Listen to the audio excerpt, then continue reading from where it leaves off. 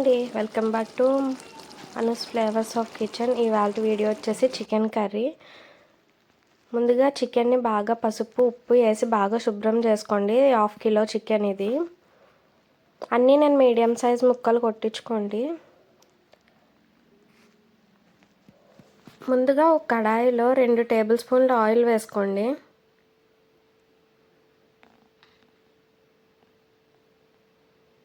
Oil కొంచెం heat ఎక్కాక 4 to 5 chillies పచ్చిమిరపకాయలు వేసుకోండి.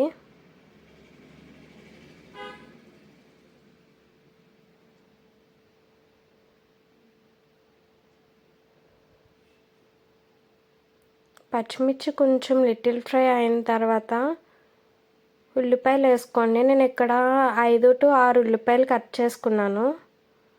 అంటే కొంచెం గ్రేవీ కింద వస్తుందని కట్ చేసుకున్నాను. ఉల్లిపాయలు మగ్గనికి చాలామంది సాల్ట్ వేస్తారు, కాకపోతే సాల్ట్ వేస్తే ఉల్లిపాయలు చప్పదనం వచ్చేస్తుంది. సో నేను ఇక్కడ సిమ్లో పెట్టి ఒక 10 minutes మగ్గించుకుంటే ఉల్లిపాయలు సాఫ్ట్ అయిపోతుంది. మధ్య మధ్యలో కలుపుకుంటూ ఉండండి.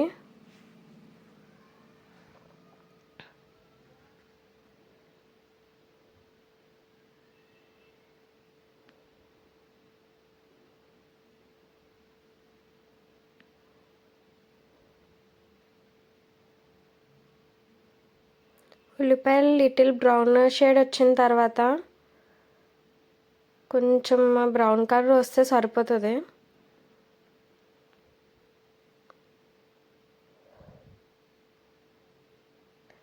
ఇప్పుడు ఇందాక కడిగి పెట్టుకున్న చికెన్ని యాడ్ చేసుకోండి.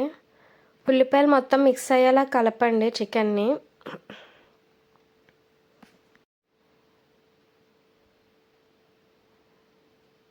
చికెన్కి మూత పెట్టుకొని 10 నుంచి 15 నిమిషాలు ఉడికించుకున్న తర్వాత ఇలా వాటర్ కింద వస్తుంది.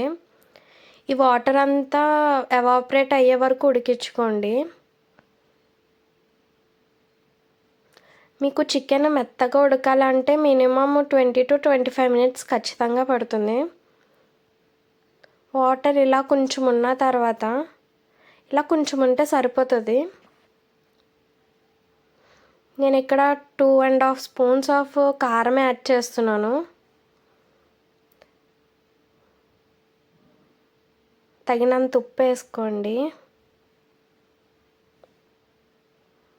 2 tablespoons ఆఫ్ అల్లం వెల్లుల్లి పేస్ట్ యాడ్ చేశాను. అన్నీ మిక్స్ అయ్యేలా బాగా మిక్స్ చేసుకోండి.